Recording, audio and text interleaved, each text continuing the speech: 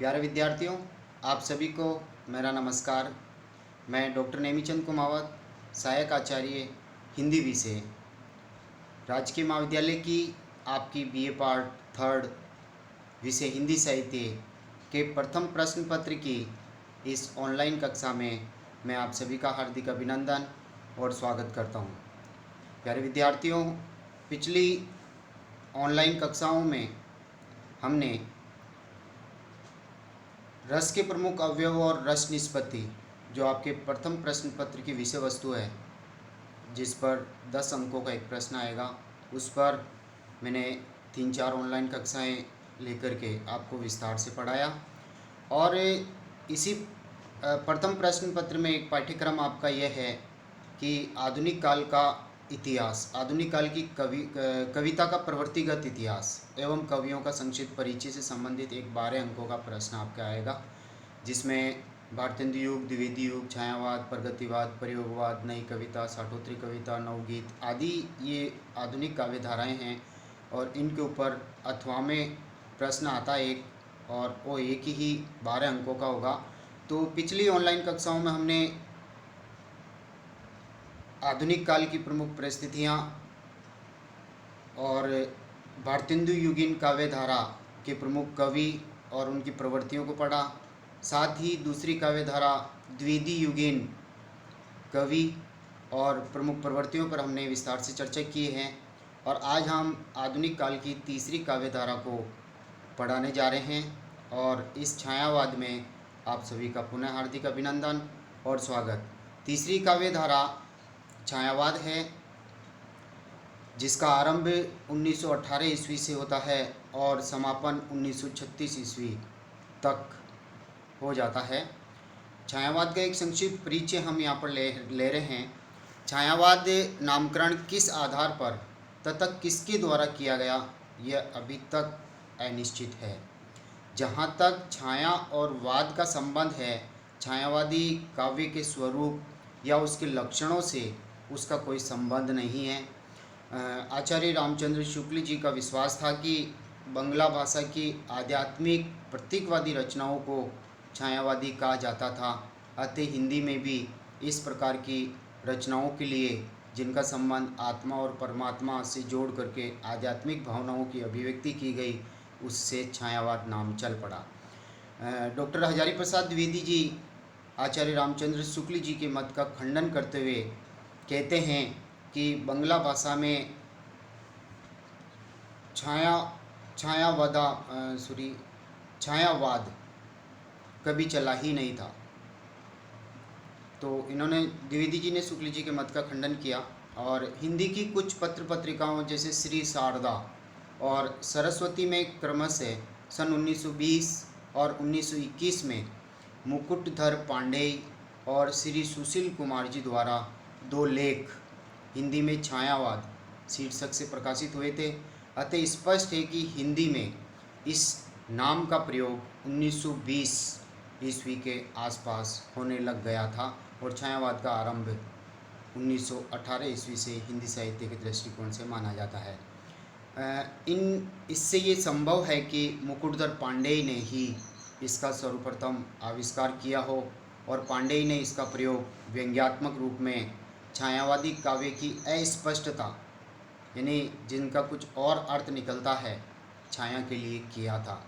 किंतु आगे चलकर यही नाम स्वीकृत हो गया, अर्थात छायावादी कविताएं उन कविताओं को या उन रचनाओं को कहते हैं जिसमें आत्मा और परमात्मा का संबंध है।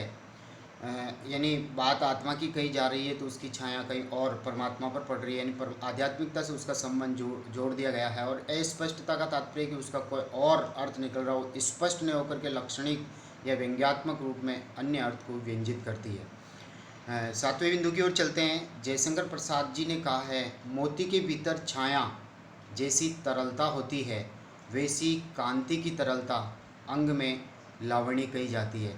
और यही लक्षण छायावाद में प्रसाद जी के दृष्टिकोण से दिखाई देता है। छायावादी कवयित्री महादेवी वर्मा जी ने भी कहा है कि सृष्टि के बाह्य आकार पर इतना लिखा जा चुका है कि मनुष्य का हृदय अभिव्यक्ति के लिए रो उठा। स्वच्छंद छंद में चित्रित उन मानव अनुभूतियों का नाम छायावाद उपयुक्त ही था और मुझे तो आज भी उपयुक्त लगता है। ये उपयुक्त गलत है, उपयुक्त कर देना, ठीक सही, ऊपर के ऊपर का रेफ हटा दीजिए। तो यहाँ सीधा सीधा महादेव जी वर्मा जी ने जो कथन कहा है उससे तात्पर्य है कि सृष्टि के बाह्य आकार पर जो आंखों से दृष्टिगत होता है उस पर तो बहुत कुछ लिखा जा चुका है, और मनुष्य के अंतरतम में जो आध्यात्मिक भावना छिपी हुई है, यानी आत्मा का परमात्मा के प्रति जो प्रेम है, या प्रकृति के कण कण में विधाता की प्रतिछाया की अनुभूति होना और उसके ऊपर लिखना, यानी स्थूल के प्रति सूक्ष्म का विद्रोह करते हुए जो कविताएं लिखी गई वो एक तरह से छायावादी कविताएं कहलाती है।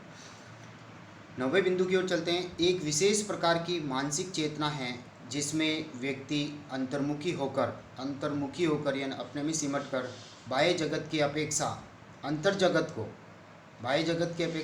जगत को यानी अपनी अंतरात्मा की आवाज़ को व्यक्त करता है। साथ ही बौद्धिकता की अपेक्षा भावात्मकता को, यानी तर्क वितर्क बुद्धि का विषय है, तो बौद्धिकता की अपेक्षा भावात्मकता को, अंतरतम में छिपी हुई भावनाओं की अभिव्यक्ति। इसी तरह यथार्थ की अपेक्षा कल्पना को, तो छायावादी कवि यथार्थवादी न होकर के वो कल्पनाजीवी है, वायवी उड़ाना करते हैं और अंतरतम में छिपी हुई जो भावनाओं को कल्पना का सहारा लेकर के प्रकृति को आश्रय बनाते हुए वो अपनी भावनाएं व्यक्त करते हैं। और सत्य की अपेक्षा सौंदर्य को और परंपरा की अपेक्षा नूतन को एवं संघर्ष की अपेक्षा प्रेम को अधिक महत्व देने लगता है, तो उसे स्वच्छंदतावाद कहा जाता है। और हिंदी के छायावाद पर ये सब विशेषताएं लागू होती है। अतः इस छायावाद को स्वच्छंदतावाद की संज्ञा देना भी उचित है। अब हम चलते हैं छायावाद की थोड़ी सी पृष्ठभूमि, उस समय का समय कैसा था। जैसे 1919 के अवज्ञा आंदोलन में भारत को सफलता मिल रही थी और इससे भारतीयों में कोई परिवर्तन नहीं आया, यानी एक तरह से हताशा और निराशा हाथ लगी। और फिर हैं छायावादी कवियों तत्कालीन आंदोलनों के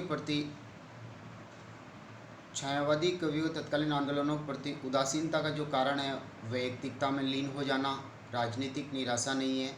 ये लोग तत्कालीन आंदोलनों में जब बार बार असफलता मिल रही थी तो उस सफलता के कारण वो अपने वैयक्तिकता में लीन हो रहे थे, सामाजिकता में न होकर के वैयक्तिकता में लीन हो रहे थे, जिसे राजनीतिक निराशा नहीं कहा जा सकता। एक आश्चर्य की बात यह है कि जलियांवाला बाग हत्याकांड, भगत सिंह को फांसी, साइमन कमीशन का बहिष्कार, नमक कानून भंग होना जैसी घटनाएं हुई, लेकिन इस युग में जीवित रहकर इन कवियों ने देश की स्वतंत्रता के लिए एक भी पंक्ति नहीं लिखी, क्योंकि ये कवि अंतर्मुखी हो गए थे, वैयक्तिक होकर के। एक तरह से इन छायावादी कवियों को पलायनवादी कवि कहा जाता है। तो इन राजनीतिक घटनाओं से इनका कोई सरोकार नहीं रहता है। पांचों बिंदु देखिए, धर्म और दर्शन के क्षेत्र में रामकृष्ण परमहंस, विवेकानंद जी, गांधी जी, टैगोर जी, रविंद्रनाथ, अरविंद घोष जी जैसे महान व्यक्तियों का आविर्भाव हुआ और इससे व्यापक विश्व धर्म की प्रतिष्ठा हुई। टैगोर राष्ट्रप्रेमी होते हुए भी अंतर्राष्ट्रीयता से ओतप्रोत थे। वे मानवता के उपासक थे और उन्होंने विश्व शांति और विश्व कल्याण का संदेश दिया। अतः छायावाद पर अध्यात्मवाद का प्रभाव है, सर्वात्मवाद, अद्वैतवाद का प्रभाव पड़ा और कुछ पाश्चात्य प्रभाव भी इन पर माना जाता है। जैसे प्रेम विवाह में असफलता, निराशा, वेदना और करुणा, ये प्रवृत्तियाँ छायावाद की। निराशा, वेदना, करुणा, अतृप्ति, कुंठा, यानी निराशा और प्रतिशोध की प्रतिध्वनि जो है छायावादी कविताओं में प्रतिध्वनित होती है।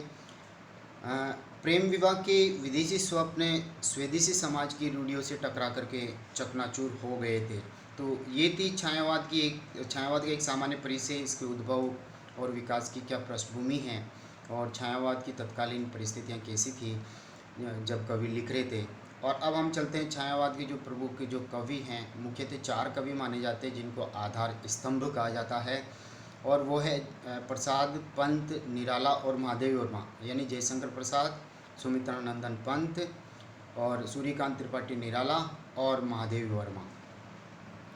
तो ये जो प्रमुख कवि हैं इनकी कुछ कृतियों का और उनके जीवन परिचय का हम यहाँ पर संक्षिप्त रूप में अध्ययन कर रहे हैं।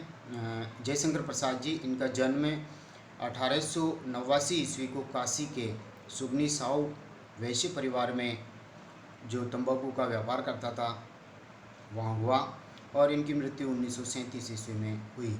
48 वर्ष के छोटे से जीवन में इन्होंने काव्य, नाटक, उपन्यास, कहानी, निबंध आदि सभी क्षेत्रों में अपनी लेखनी का चमत्कार दिखाया।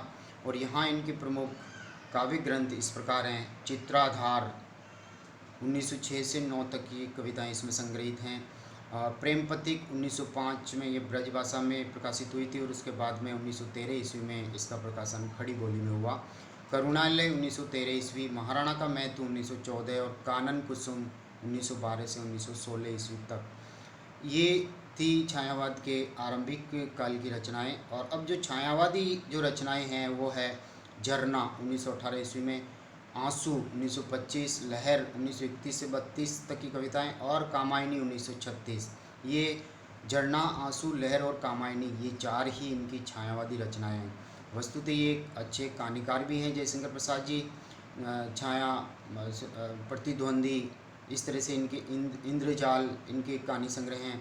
और एक अच्छे नाटककार भी हैं, इन्होंने बहुत अच्छे नाटक भी लिखे हैं। स्कंदगुप्त, चंद्रगुप्त, ध्रुव स्वामी जैसे नाटक इनके हैं।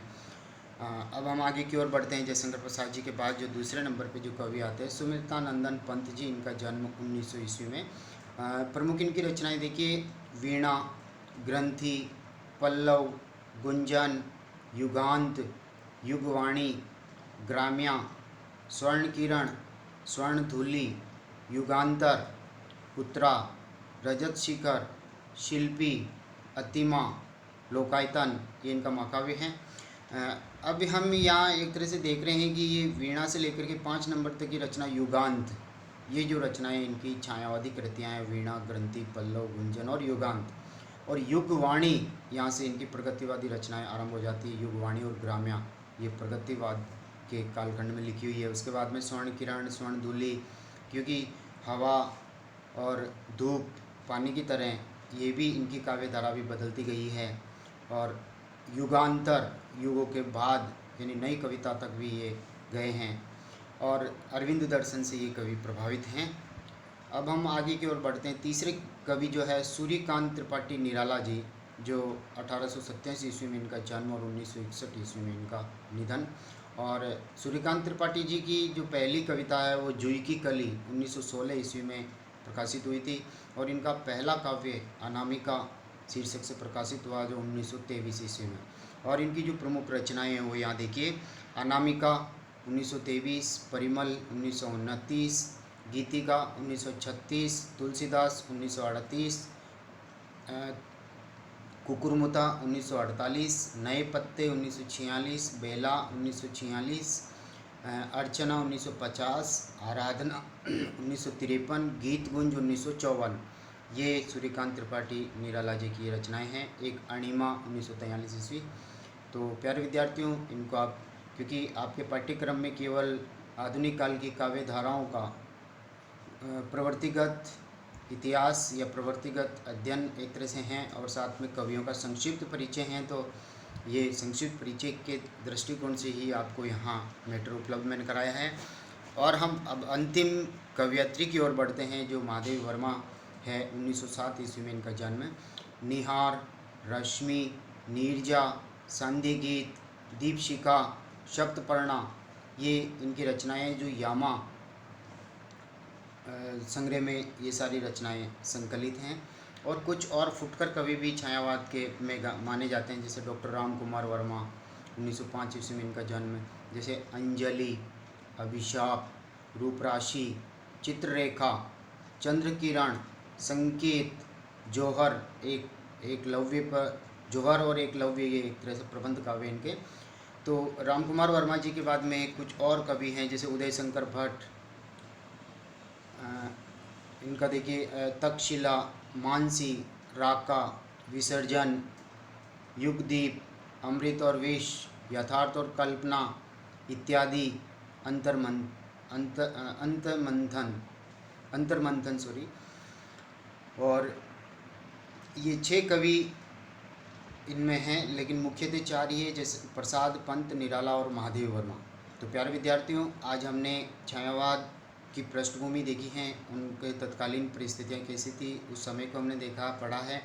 तो छायावाद की उद्भव की पृष्ठभूमि और छायावाद के कवियों का संक्षिप्त परिचय आज की इस ऑनलाइन कक्षा में मैंने पढ़ाया। आप अच्छी तरह से इसको तैयार कर लें।